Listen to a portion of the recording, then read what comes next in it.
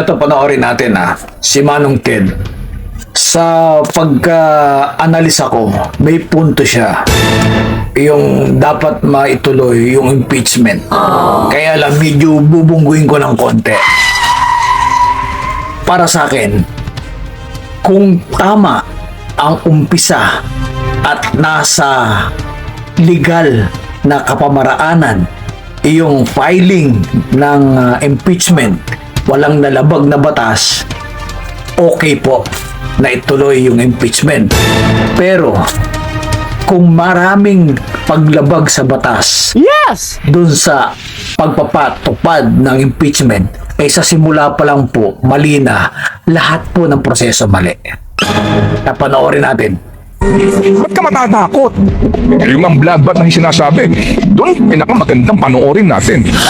Nang sa ganun po ay magkaalaman tayo o itong mga congressman na ito, opo ay naging tuta lamang ng ilang mga politiko para sa kanilang pansariling interest. Hindi ba?